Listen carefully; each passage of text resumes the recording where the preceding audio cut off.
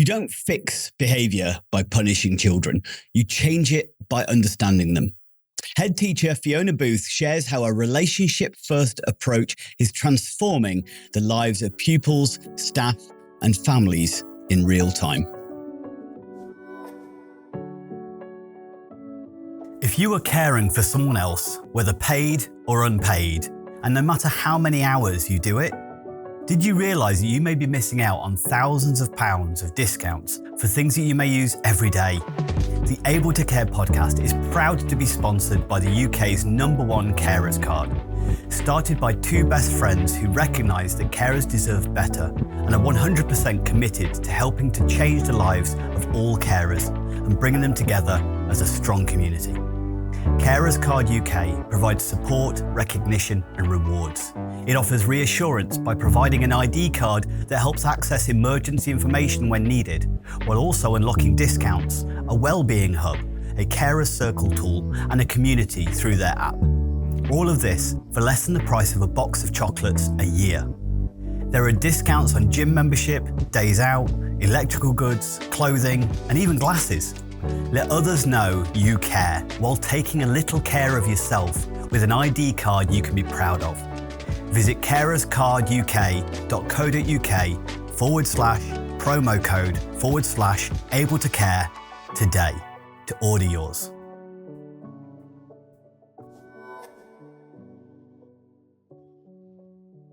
Hello and welcome back to the Able to Care podcast. I'm your host, Andy Baker, and today we're asking what happens when a school leads with compassion, not compliance. My guest is Fiona Booth, head teacher at St. Nicholas Church of England Primary Academy, and someone who lives the model that behaviour is communication and knows that connection needs to come before correction, and is working with it and living it on a day-to-day basis. With 12 years of leadership and a vision to be the light in a child's life, Fiona is a standout voice in relationship-based education. Her school recently featured in a BBC piece showcasing their transformative approach. And today we go deeper into the why, the how, and the human stories behind it all. We'll talk about understanding behaviour, shaping school culture, and how educational leadership grounded in empathy and lived experience can change everything, not just for pupils, but for staff and systems too. Thank you so much for joining me this morning, Fiona. Thank you. What an introduction. Yeah, it's set high expectations for you now. So but I know we've had a conversation before and it was great to kind of we've got so many kind of shared values and beliefs and it was pointed in your direction for exactly that reason. But I'm looking forward to find out more about how you kind of lead your school and the stuff that you do. So let's start off. What does it mean to be a relationship-centered school and why is it needed now more than ever? Oh, that's a great question and one that people who have never seen leadership in that model really struggle with. I think it's fair to say that we're living in a time of what feels like never-ending shade. And so light would seem to be the antidote to that. And whilst that doesn't mean being ridiculously smiley and clapping at everything that happens, it does mean that even as people hurt, we've got hope. And relationship-centric means that we think about people first because everything else will follow thereafter. But if you are hurting or you feel unseen, lost, like you don't belong, then where do you start from? You're just in constant chaos and feeling like you're at home with someone or in a place of people means that so much more is possible than if you don't.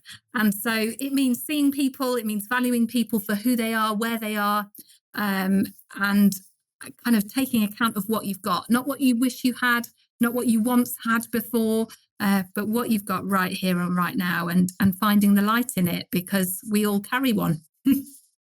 Yes, we'll definitely come on to that, which I know is a kind of big mantra of the school itself and your philosophy come into that as well.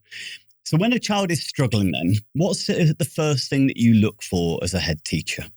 When they're struggling, it's a really good question. As head teacher, it becomes different because as class teacher, you're your mum, your nurse, your counsellor, you're the teddy bear, you're the sticking plaster, you're all of that.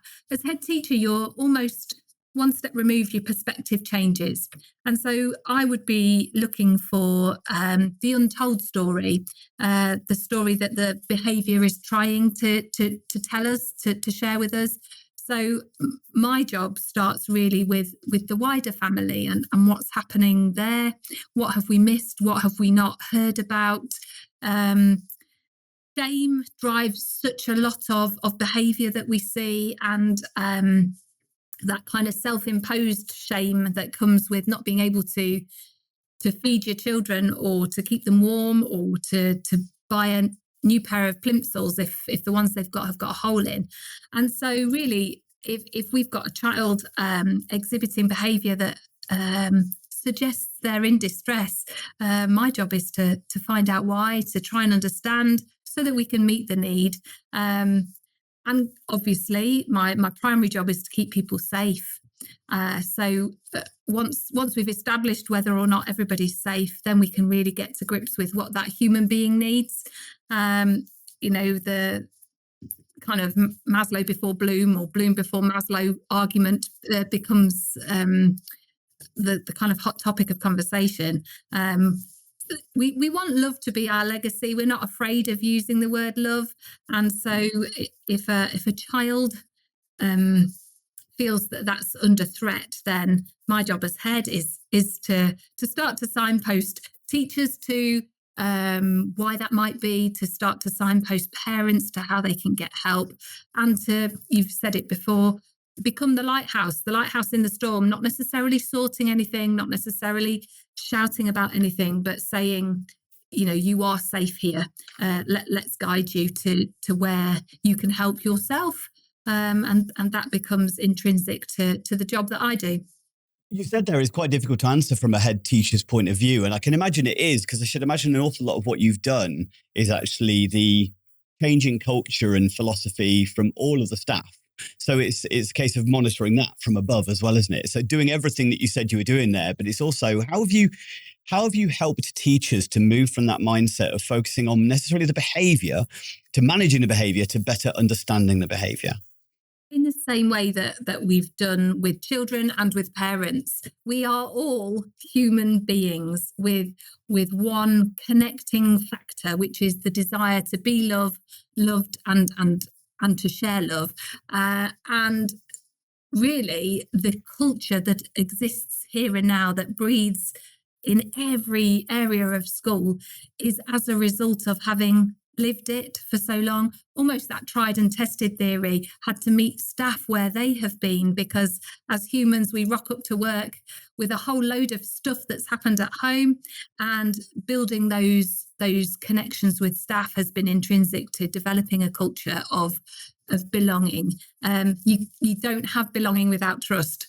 And in order to trust, you have to be vulnerable. And in order to be vulnerable, you have to be able to feel safe to share your soul with somebody. And so, yeah, you're absolutely right. The culture, I have a quote on my wall, actually. I will turn and have a look at it. It says, the culture of your school or classroom isn't a thing that's separate from you. It's made up of you, your actions, your expectations, what you permit or prohibit. The minute you stop breathing life into it, it starts to die. And that's from a book called Running the Room by Tom Bennett.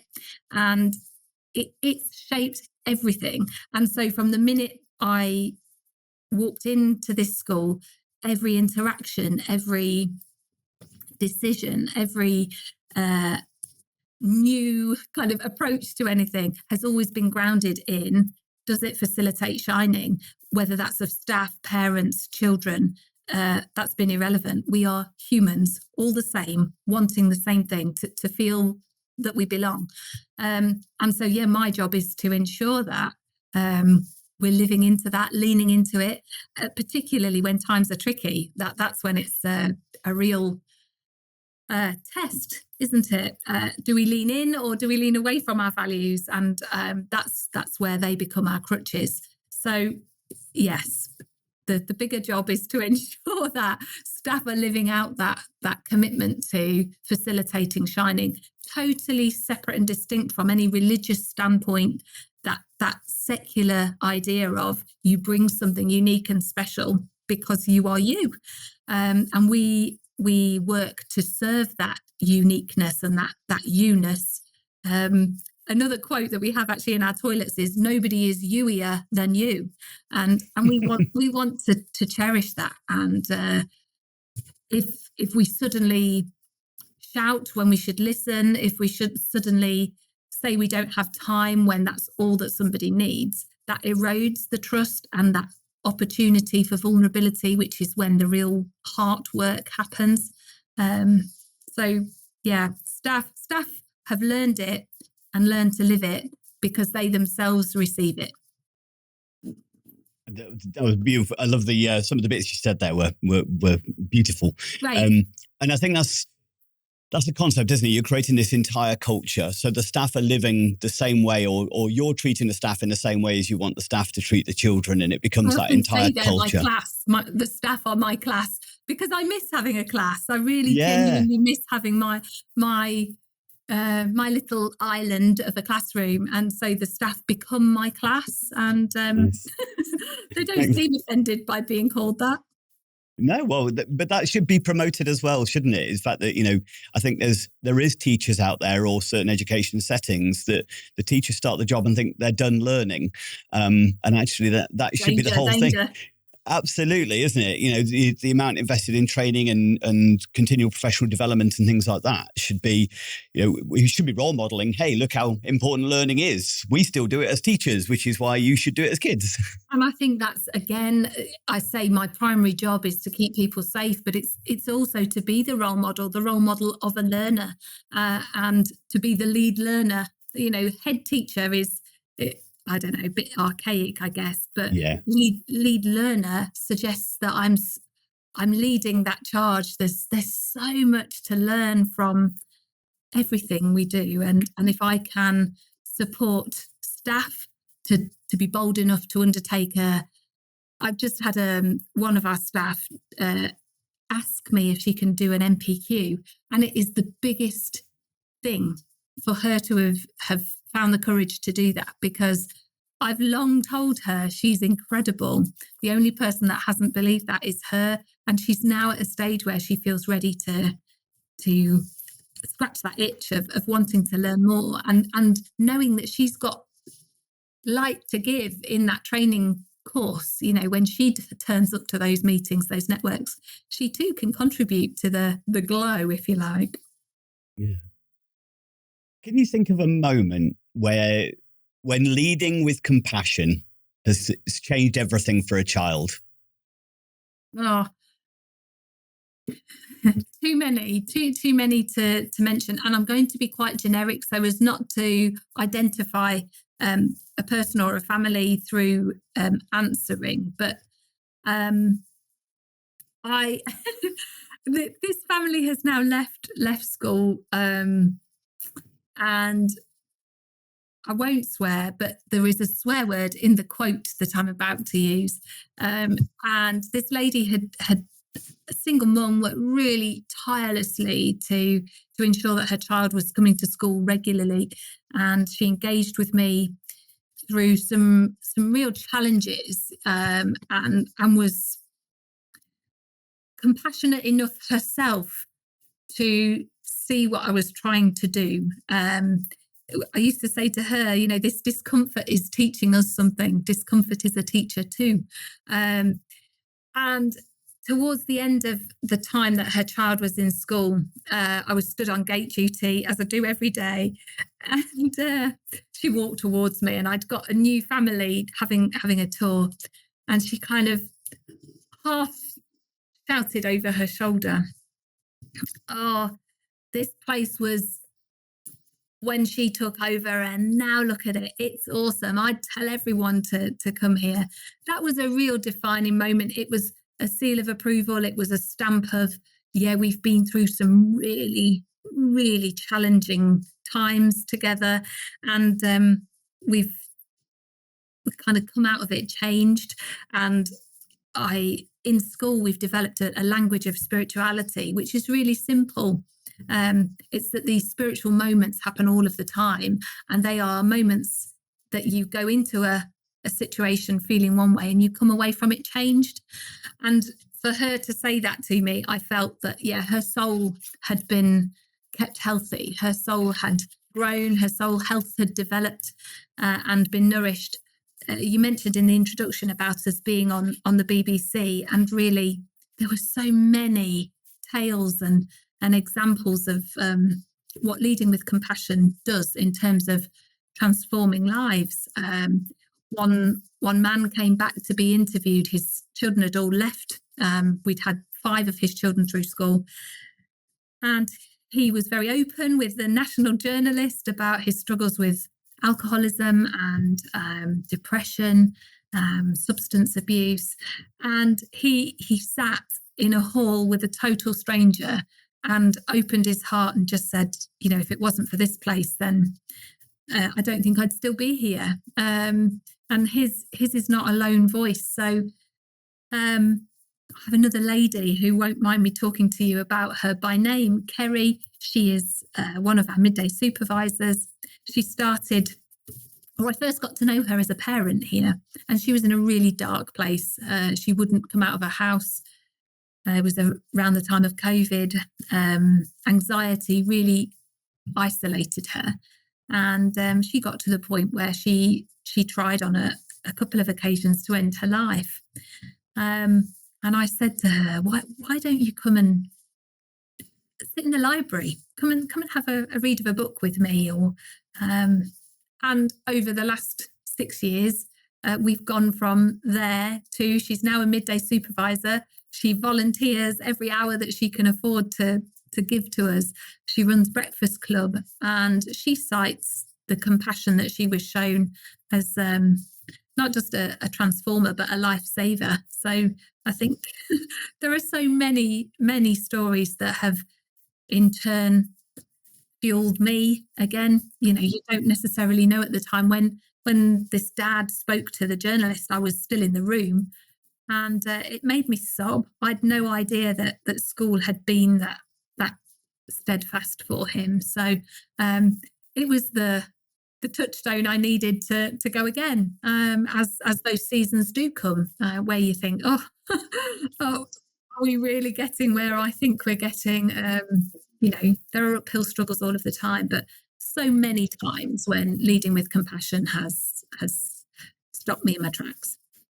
Well, it sounds like you're not just impacting on the children, but you're massively impacting on the parents as well. You're almost creating a sense of community around the school, which I think there's so many parents who dream of that relationship with the school, as far as that connectivity and having information, feeling as a trusted place they're sending their children. It's such a huge responsibility as a school, isn't it? To take care of people's children on a day-to-day basis. So yeah, that sounds incredibly meaningful. And obviously it must radiate from the school, or it sounds like it is, within the community, which is incredibly positive. Good word, now there radiate. Radiation. Yeah. So obviously there is some people out there who feel that kind of your more relationship-based practice, and this unfortunately includes some people in quite high positions within the educational system and things like that.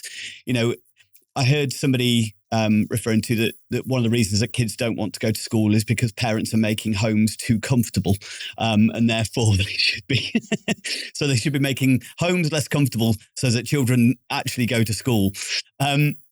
Have you come across people kind of feeling that your approaches are too soft or they're not rigorous enough? Have you had to overcome some resistance? As with anything that resembles something that's slightly different, there's always the spectrum of opinion about whether it's right or wrong. For people who say homes are too comfortable, I would question what's happened in their life to make them assert that. But if we've got education without relationships, we've just got information. You know, we don't have a family whereby, you know, we're intricately connected as this ecosystem that depends on one another for its survival. And yes, I all of the time come across people who think, oh, you're just soft, you just let children get away with things.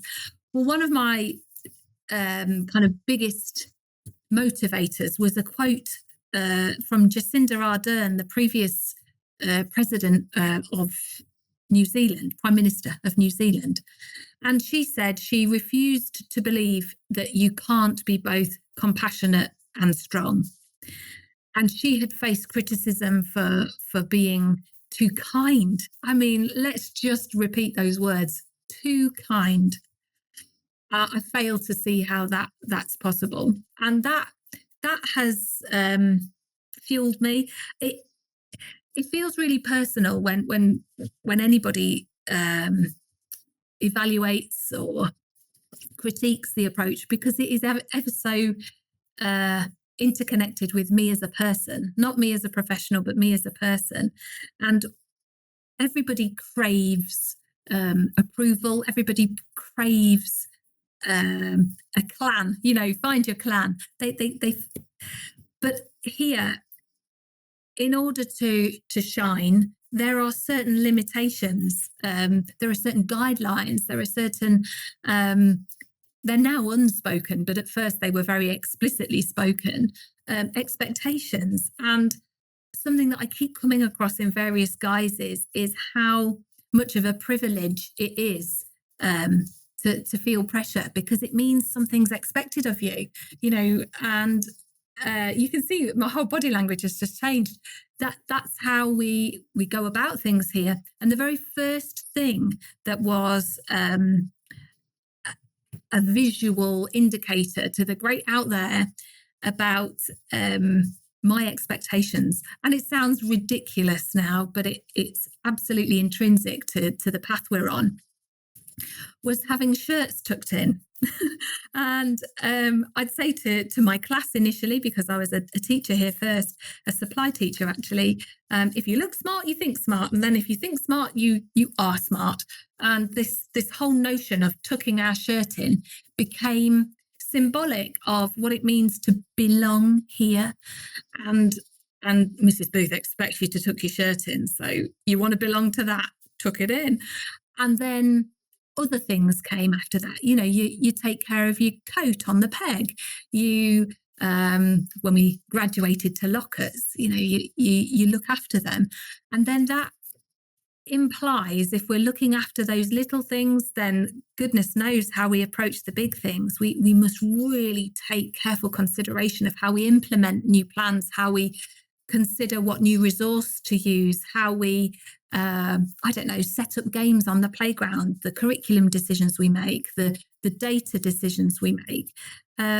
Because if you're making, or if you're collecting data that doesn't improve the life of a child, I would wonder, I'd question why we're collecting that data.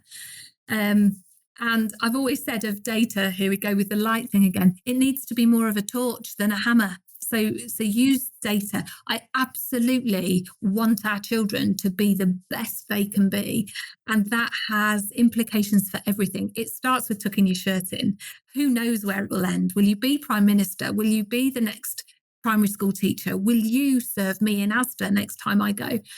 Those aspirations and expectations that are bred with relationship-centric approaches, they're so interconnected.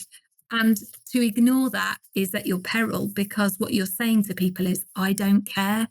And I don't want anyone to feel uncared for, because once you do feel cared for, everything changes. Once you feel protected, there was a big push in the government around protected characteristics, and children must understand what those mean.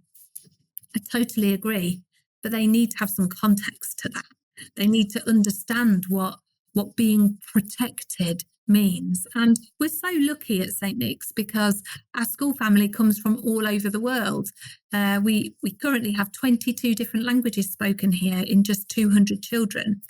And in a town like Boston, where extreme views exist, often extreme right views, and often views that only exist due to misunderstanding, lack of exposure, and I kind of feel like our job is to be part of the tapestry that helps that compass just reorientate, so that children are equipped with the skills they need to navigate in the world. They are not going to be able to navigate a world where I say, oh yeah, behave as you wish, that's fine, because that's not how life works. However, if the first thing I've done is say, wow, I love your new haircut, or look at your snazzy socks, or how did your football team do last night? You instantly feel like you matter. And then the next interaction that we have might be because you've tipped a table over, you are more likely to listen to me saying, just put that back, because of the value I've already shown to you. So I could be really quite rude about the people that say, it's the soft approach. I quite honestly think it's much more stringent than any other I could employ, because it has to be bespoke to every human being. It has to respond to need. It has to respond to changing need and those seasons of need. So if children aren't given the chance to feel that someone's proud of them, they'll never show pride. If they're not given the chance to take a risk, they'll never know what a safe risk is. If children aren't stood up for and respected, why on earth should they show that to anybody else? So a really long-winded way of saying I've got some very clear boundaries that if the social contract that we have by setting those is broken, then our entire school family suffers. And because of the value each member feels, they don't want to do that to their school family. So there's a few bits in there that were, again, really wonderful. We could go down a rabbit hole on lots of little different bits of that. The one thing I kind of think is really important that you did say there was, I think there is some people who perceive empathy and boundaries as like two opposites, but they're 100% not. They're synonymous with each other. Yeah. And therefore, it shouldn't be a soft approach. It should be very boundaried, but we don't have to be non-empathic. We don't have to be non-understanding to be able to maintain a boundary. What I really like to... The minute we do, it all is lost. Yes, because absolutely. I said earlier, love needs to be our legacy. Sometimes love sounds like, no, thank you. And sometimes love sounds like, oh, that's amazing. And sometimes it sounds like, I'm really sorry. Let me sit with you a while. Yeah. That's the nature of human connection, isn't it? And I love the shirts tucking in thing. There was an element of inspiration rather than just the fear of condemnation, to get people to tuck their shirts in. And I try and get this over. Do you want a child to engage in good manners because they're scared not to, or because they recognize it being more beneficial and positive to engage with people in a kind way? And just as soon as you put in that, and I think, as you said, there's some people who struggle with it, but how do they want to be treated in their job? Who are they more likely to accept feedback from? A boss or a manager who just only pays them attention when they do something wrong, or somebody who actually cares about them and seems to value them? Like, all adults recognize this in their day-to-day as their job, but then they seem to have these different rules of how they think then children should be managed and supported. Completely. And I go back to a little bit intertwined with the protected characteristics dialogue that came about a few years ago in education. But if you can't see it, if you can't feel it, how can you become it? If you've never experienced it, how can you give it? And that weight is a heavy one for our team to carry, because it requires consistency and it requires day in, day out. You remember, the moment you stop breathing life into it, it starts to die. But the benefits, who knows where the impact of that will end. We don't, because the generations that we're teaching now have got whole lives to go and live. Yeah. So when you've been at the school, you said you started off as a sub, and then kind of stepped into a supply teacher. Stepped into now a lead learner role. We'll use your language. Thank you. Yeah, like it. How did you begin to shift the culture of the school, and not just around the policies as well, but actually helping change people's hearts and habits? Hard work. How to change people's hearts and habits. I have just glibly said hard work, but actually it has been the repeated every day, same message, consistency. My husband always talks about consistency being key. And you know yourself, the moment something is unexpected, it damages your trust in it, it damages your faith in it. And I had to lead by example. So, from the classroom out, and show children in my classroom, firstly, how it felt to be loved. The time at which I joined this school, I had just had a really tricky time in my personal life where I wanted to leave education. I didn't want to be part of it. It felt dark. Again, I don't mean that in a twee way, but my health had suffered significantly, and I just distrusted the entire system, but I needed to earn some money. And so the only thing I felt I could do was teach, and was drawn here by a supply teaching agency who said, oh, nobody ever stays. It's a really tough place to be. So that rebuild, reconcile, recover journey began. And the moment I walked in here for my trial lesson to see whether or not they wanted me, just the desire in me to give what I knew I could to not just a school but a community was overwhelming, and it gave me back what I hadn't had, a sense of purpose and a sense of belonging. And so coming from a place where I knew what it felt like not to have that, began the job of building stone by stone, brick by brick. And that has been really hard. So I go back to your previous question about people who challenge a relationship approach, and who maybe think it's softer. We have this will be my 9th year here.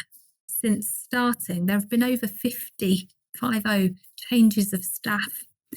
And that's because I expect people to uphold the shining mantra, to live it, to breathe it. It isn't a place where you can just turn up, do your job and go home.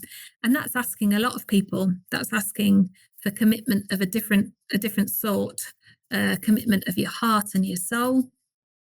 And so bit by bit, parents' evening after parents' evening, conversations with parents at the door after conversations with parents at the door, go through the suspension process and see the damage that's done, doing school attendance panel meetings on the doorsteps of homes, meeting people where they are to do the job of educating. COVID was paramount in that journey. COVID was I look back on it as such a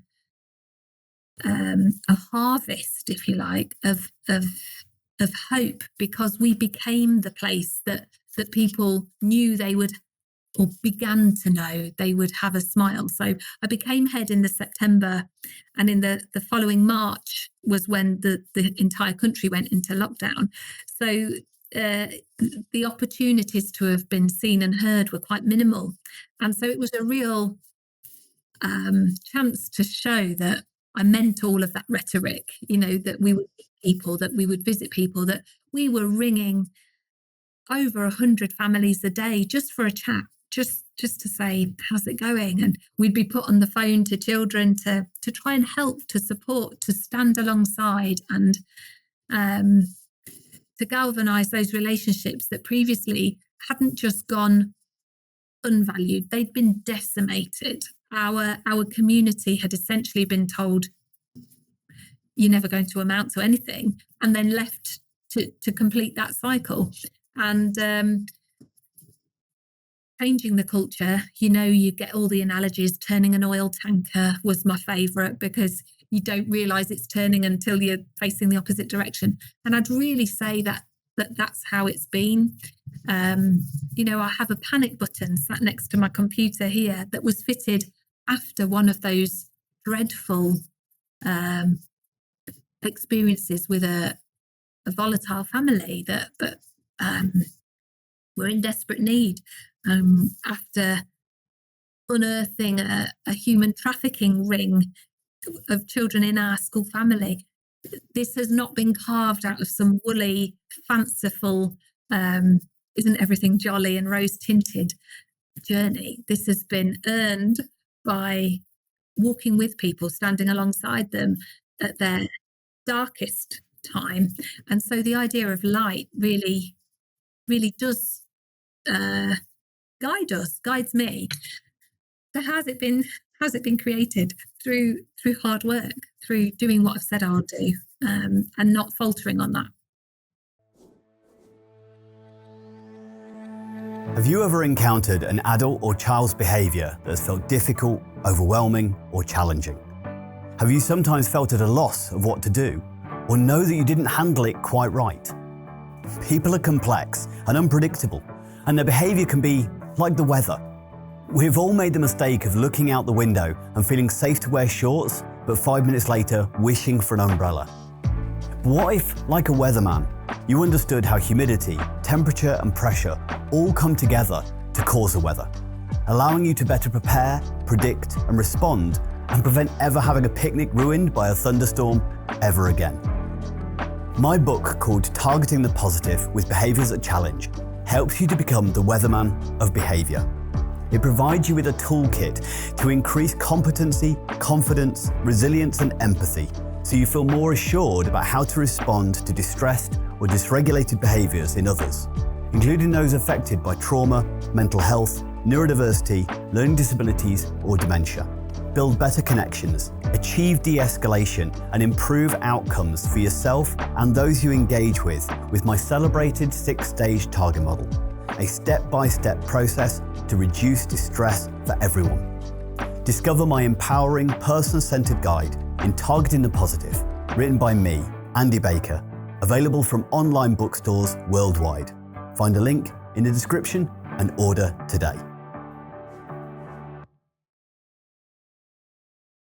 Tell us a little bit more about obviously I mentioned in the introduction, the being the light is something that's big for you, big for the school. And I know we spoke about that last time. Please share a little bit more about that concept. Yeah, and it's something that oddly has become very popular in the shops recently. You know, you can buy notebooks and pens and all sorts of it in. I like to think that that's our universe listening to us. You're an influencer, Fiona. Oh, yes. I strike you as an influencer, don't I? We are a church school, proudly a Church of England primary school, which means our commitment to upholding what the National Society set out in the 1800s is as strong as it's ever been. And that commitment was to bring education to everybody, regardless of whether you're Christian, a Muslim, a Hindu, an agnostic, a Scientologist, doesn't matter. If you're a person, you are welcome here. And I very quickly in my supply teachership here became aware of this phrase that so many different entities would say to me, oh, that school, oh, it's such a dark place. Or my favourite was, it's where the Dementors go to train. I thought, oh, great. So it appeared really simply to me that the antidote to darkness is light. And whilst I can still be reverent to our church school foundations with grounding that in scripture, Christian scripture, from Matthew, I am the light of the world, I was able to suggest a vision that wasn't synonymous with a religion, that actually bridged any gap, socioeconomic, language, background, heritage, you name it. If you talk about light, you're not provoking anybody into extreme views or feeling excluded. That was what I wanted to establish, was that with light, and we use a lighthouse because the kind of symbolism of a lighthouse is it guides, it celebrates and it warns. And I thought, as a school, that's a great thing to be known for. And you don't fire cannons, you simply stand and shine. And so I then listened to the inauguration of President Joe Biden, where Amanda Gorman presented her poem about light. Well, it wasn't actually. It was called The Hill We Climb, and it was so profound for me. In fact, that's who is behind me up there. The poem ends with the words, "For there is always light, if only we're brave enough to see it, if only we're brave enough to be it." And that was a pivotal moment for me. This 22-year-old who'd just overcome a speech impediment less than 2 years previously, speaking to the world at the inauguration of a president of America, talking about light in dark times. And I felt, the universe is speaking to me. So where people are in despair, where distrust has become that default emotion, we all hide behind a shield, which is a screen, don't we? Whether it's a phone or a tablet or a computer, it inhibits the kind of serendipity of life. You miss moments to connect. And so what I mean by try to be the light is, in those moments of darkness, whatever that is for people, in the moments of joy, this idea of I can't remember the phrase now, but basically compassionate joy, feeling somebody else's joy at the same intensity as though it were yours, is such an empowering, rejuvenating, restorative thing that why would you not want a school to be run on that kind of jet fuel? Because it really does change perspectives. It changes lives. And because we've got so many languages here, that idea of turning on the light or being the light is something that we can dual code very easily without encroaching on cultural differences or religious differences. And it means that we're connecting more than performing, because on this thing we perform, but if we're in real life we connect. And the one kind of warning that comes with is when you shine a light, it by default shines in the places that you would usually keep quite private. And I go back to the conversation around shame, those things that we all have, that 10% of us that we'd really rather nobody knew that that's how we think and feel with our internal monologue, may pop up, and we may have to deal with that together. Brené Brown is one of my heroes. I don't read much. I don't kind of feel I need to, but her Dare to Lead is centered around being a light, being vulnerable, rumbling with vulnerability. And those are words that we've magpied here, so that we can sit in a room, whether that's SLT or staff meeting or family consultation evening or an appeal panel or a attendance panel, you name it. If we can rumble, if we can have an agreed language whereby we feel seen, we feel heard, we feel safe because we're connected, and it's cloaked in light, then the shame is okay, it's safe. We walk that path tentatively together and come away changed.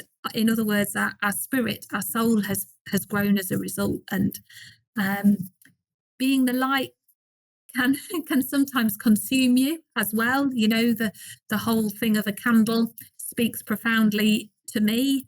I do know that by giving light, I often end up depleting my own reserves of energy for my family. So I have to be really careful of that. But our staff team are awesome at saying, let me step in there, can I help? And then it self-fulfills. That's a bit Celestine prophecy-esque in that exchange of energy becomes natural. So you just kind of mentioned there a little bit as far as the candle analogy is really powerful as far as that you're giving that light, but you got to recognize obviously you're going to be burning out as a result of that if you're not careful. So what's one practice that helps your staff to stay grounded, connected, and not burnt out? Oh, we laugh all of the time. We are ridiculously stupid, and we try and be reverent and respectful, but light-hearted at the same time. We work really closely with a local pastor who brings us what little won't use at the end of the day. Once a week, she brings this huge box of pastries and sugar.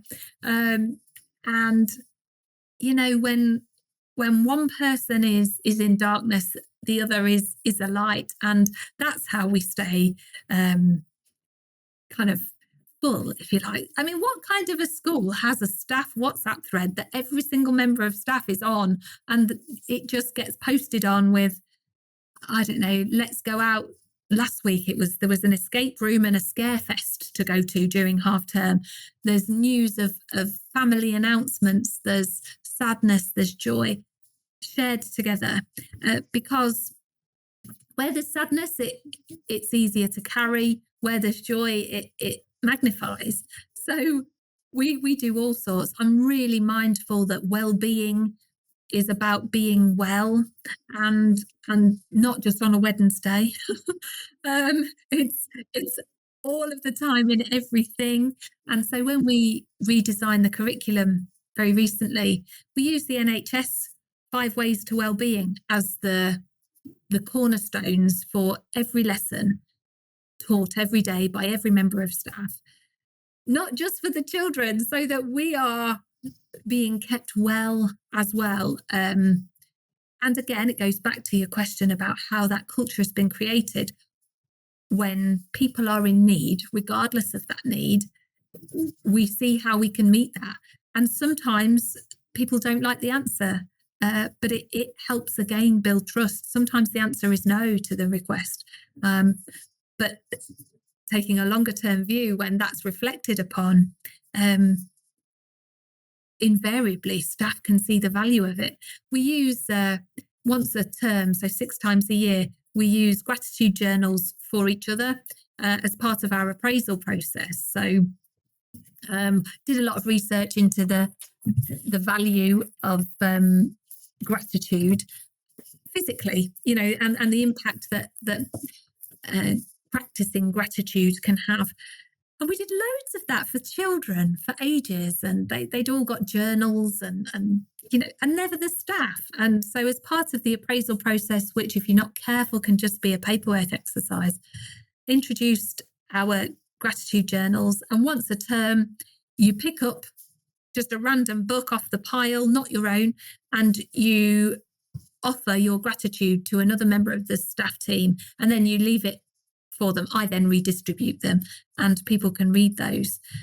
It's always about those things that you admire from afar, but perhaps never say, but that need appreciating, that need giving value to.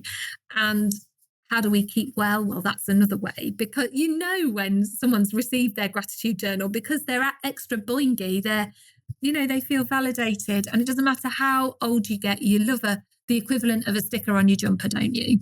And that's what that is. So a huge tapestry, but we mostly just laugh. Find any opportunity to be silly, to play on the playground with the children. So many people do break duty with their hands in their pockets, stood still, with their neck in a scarf. And that's the most recent culture shift I've noticed. We recently underwent some CPD as an entire staff for a new approach to PE called Beyond the Physical. And it is exactly what it says on the tin. You go beyond simply learning to throw or catch, and you look at the benefits of problem solving and leadership and turn taking and being creative in terms of adapting rules or the expectations of the game. And staff have had to lead on that. And as a result, at playtime, you can't actually identify where staff are because they're usually the main tigger of the group, or they're the rope turner, and you come back in from break time or lunchtime duty feeling changed. Your spirit has been tended to. So that's how we keep well. And today we've got the heating on. But yeah, play. That's wonderful to hear the staff are engaging in it as well, because recognizing the value of it. We can't only model certain things, can we? Yeah. And so if you want children to play well together, you need to show them how to do that. One of my favourite phrases I inspect church schools, and one of my favourite phrases is we have to learn to disagree well, and modelling good disagreements is part and parcel of taking part in those games or role plays or whatever you like to call it. So yeah, lunchtime, break time is fun. Can you believe it? Put fun in the mix, and suddenly the whole day's different. Big time. I love that. Music's been hugely transformative here. Just before we started to chat, we just had Monday Praise, which is there's no chairs, nobody sits down. We just spend 20 minutes using music to change how we feel, music and movement. And that can be all sorts, from worshipful music to I've discovered an amazing couple of people on YouTube who you wouldn't want more than 5 minutes worth of, because your heart would explode. But the joy of doing that together, every single member of the team is in the hall with the children, moving, pretending this morning to be a cowboy. It makes a difference when children can see that you are committed to them. They'll commit to you. And that's demonstrating well-being and role modeling well-being as well, isn't it? Which is so important. Love that. And often I'm going to be applying for a job. That modelled conversation, that modelled narrative at the end between myself and a member of staff. How are you feeling now? Oh, do you know, Mrs. Booth, I feel so much better. I feel more awake. The headache I'd got has gone, and it's because I moved my body. And that language of spirituality, that language of wellness is well versed now. And narrating it so that the children get it explicitly rather than just absolutely. You can't do that kind of by osmosis. Children need to know what they're associating this feeling with in terms of the words that they can hang it on. And fantastic. So music has been pivotal too.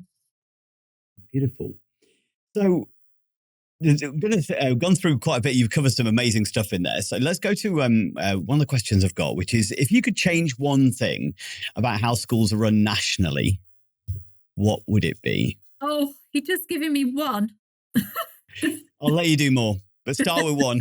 This was the one that scared me when I read this. If I could change one thing about the way schools are run, I'd go back to what I've already said about data. If the data we collect doesn't improve the lives of the children, then why are we collecting it? It is the way we collect data, whether that's through Ofsted or through tests. And I totally adhere to the fact that we need a quality assurance measure of some sort. But if the impact isn't improving lives of children, I don't know why we're doing it in the way that we're doing it. So I'm sorry to repeat an answer, but that would be it. Yeah, it's a conversation I was having just this morning about exactly that. So the fact that there seems to be this hyper focus on outcomes sometimes, but not necessarily the right ones. They lose that child-centeredness sometimes, don't they? I don't know that I've got the answer to how we would do that differently per se, but if the outcome for a child is that they've been able to engage in a conversation and look at you,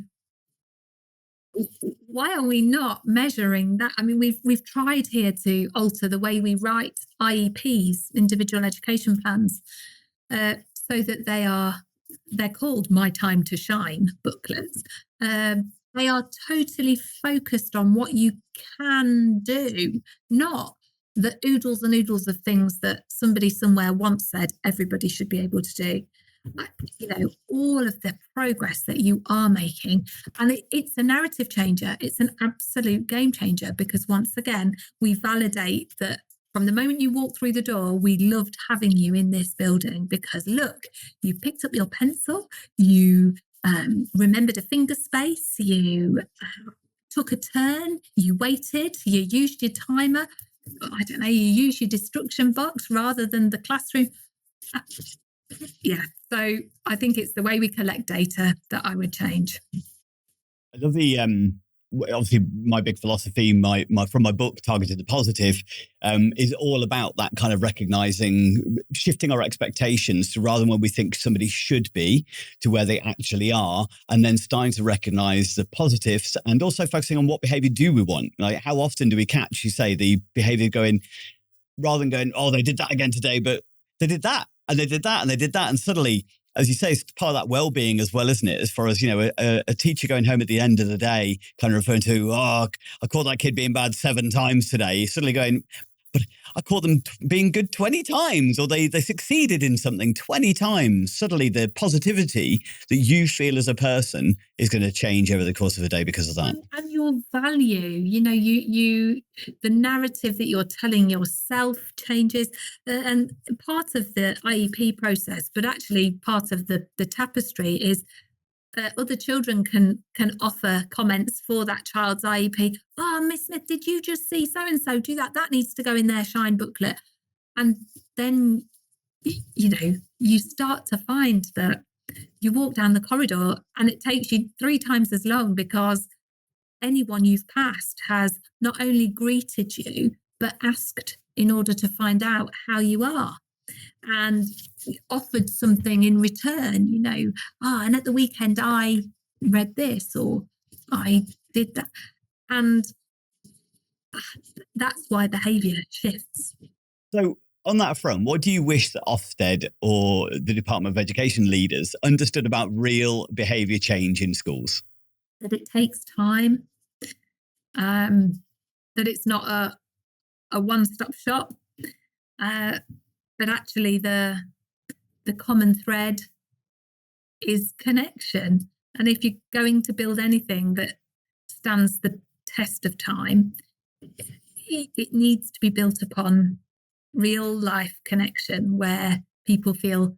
So the way we greet each other in worship, in the hall, when we all come together as a family, is we need to make sure that everyone feels welcome, valued, heard, seen and loved. How are we going to do that? So rather than good morning, everybody, a child will choose the way in which we make sure we each feel welcome, valued, heard, seen and loved. So it can be we'll hop on one leg, it can be we'll hug, we'll high five, we'll say hello in our home language. It doesn't matter. We will do whatever that child suggests or member of staff suggests. And I think I go back to the previous answer about data. Data will change if we invest in connectivity, if we invest in each other. It will always be an uphill battle if all we are after is a test outcome. So I wish they understood that human beings require their basic needs to be met before they can do anything else. And once they are met, my word, the possibilities are endless. Yeah. I do find it odd because these people are human, and therefore these people make a decision. They are human, and therefore they know what matters to them. So I do find there just seems to be this disconnect, this lack of empathy sometimes. But I read something about the word reaction and creation. So those 2 words are made up of the same letters. It just depends on where you put the C. So from where you see. And I think we are always governed by people who are in that reactive space rather than creative. And if only they could see, change the perspective. Absolutely. I heard, you'll maybe know the word, I heard something on the radio a long time ago about a word in Japanese. In Japanese, there's one word and it means both of these things. It means crisis and opportunity, depending on the context in which you use it. And that really fascinated me from the perspective of education and how opportunities are often seen as crises. But if we were to just see those opportunities as that, as a gift, rather than a crisis, then, a crisis of, I don't know, what have we had recently? Housing crisis. Well, actually, there's an opportunity there to think differently, isn't there? Funding crisis. Well, actually, there's an opportunity to think differently. Send crisis. Well, actually, there's an opportunity to really be creative. So, yeah, that's what I tell them. Create rather than react. Let's say there's a principle. There was a talk I listened to the other day where somebody was going, "No, you should always think positively," and actually, that I don't think that's true. As long as you are, but the negative, the crisis, the difficult, the uphill bit is actually an opportunity for you to grow from, to learn that something's not okay there, and therefore, by feeling that pain, because we tend to have these emotions that we tend to have as negative emotions, sadness, grief, things like that. But actually, they're all about information. That's all they are. The same as pain. If I didn't experience pain, my foot would have dropped off by now because I wouldn't have realized I'd hurt my foot. Yeah. And it's so important that as long as we use it as an opportunity to go, something's not okay. How can I grow? How can I build? How can I be more? How can I overcome? And I think that's what speaks volumes from your approach in everything you've said so far. Michelle Obama said, being real and vulnerable is a pillar of true intimacy. And you can't be real if you're not prepared to be vulnerable, because we all feel it. And I think staff here would say one of the changes for them, and what sometimes overwhelms new members of staff, is how prepared I am to put language, to put words to the way I'm feeling. I can't assume the way you're feeling, but I can say, this is how it feels for me. Does any of that kind of resonate for you? And once there's that kind of intimacy, you can accomplish much more than ever you imagined. So there has been uphill times for you, I'm sure. So what drives you? Absolutely. So what drives you on the hard days, the days where everything does feel uphill? We are in such a privileged position as teachers, as educators, working in schools. We are gifted every day, people's children. I can't imagine a much more privileged position to be in. And I'm a mum and a stepmom, and I want somebody to know that in front of them is a gift unlike any other in the world. And I know it sounds twee, but it genuinely is what happens each and every day when it's hard. Children deserve joy. They deserve light. They deserve to know that they are special to the world. And for so many children here, as within lots of schools, if not me, then who? And I cannot fathom, I can't carry the weight of thinking that I haven't given them that. And so when things either personally or professionally seem too much to carry, being ruthlessly caring, that kind of paradox is what keeps me going, knowing that somebody else will benefit if I hold the door open, if I smile, if I put my hand on their shoulder, if I reach out to them. And then the team that I work with are relentlessly caring. And so on the difficult days, and times, because they last, don't they? They step in, they step up, they remind me of how far we've come, of things that we've achieved that we wouldn't ever dare dream of. And then I can't answer that question without talking about my own family. You know, my husband is, I don't really have adequate words for the support that he gives me to enable me to do what I do here. The selflessness he shows me is what I try and emulate here. He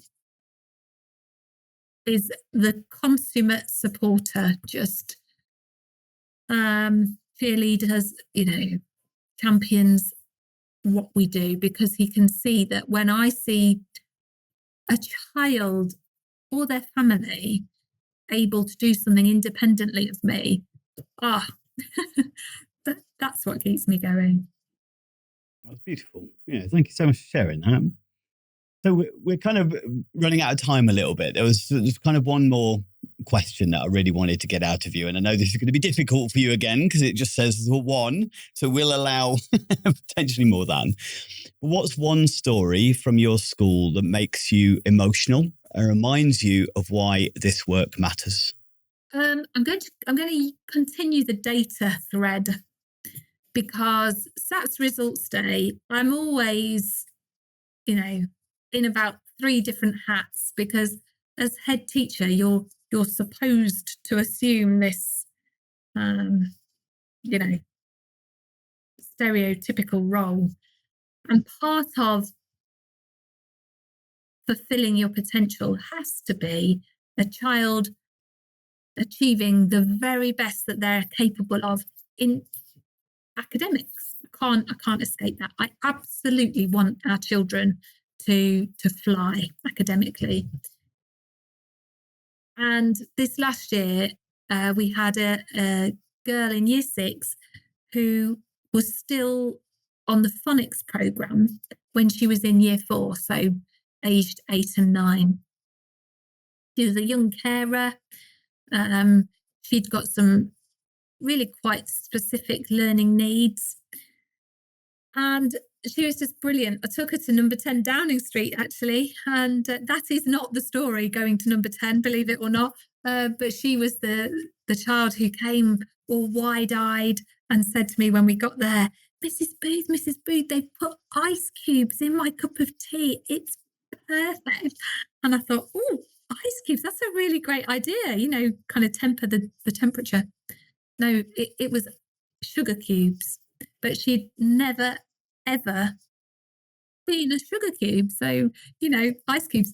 So still at phonics, age 9, and in her reading SATs paper, she was at expected. Just 2 years later, she went to secondary school, able to read, able to make sense of what she was reading, able to unlock whatever door she comes across because she could read. And that was a really pivotal moment. And she'd no idea the amount of tears she'd created behind the office door, because she was just doing her thing. And that I will remember that forever. Because if you told me, not even 24 months before that she would be able to just stride out into the world with that kind of level of awesome, I wouldn't have disbelieved it, but I'd have thought, oh, there's some hard work to be done. And she just took it in her stride and shone. So it's a peculiar one for you, but yeah. Thank you. Thank you so much. Well, Fiona, it's genuinely been an honour to speak to you. And as I said last time when we when we last spoke that your passion does come over in every word that you say. I can tell you are living by the shine the light kind of rule. So definitely, I should imagine that there's an infectious smile that often walks down the corridor that is shared by all the staff and the pupils. So thank you so much for joining me and telling me a bit about what you do. Thank you for seeing us, for making us feel valued. It will translate out into the corridors. Thank you. Yeah, excellent. So if any of you have found the stuff that we've talked about useful, interesting, you'd like to find out a little bit more about what Fiona is doing at school, then please reach out to us, like, comment and share, and we'll make sure you connect over. Otherwise, thank you.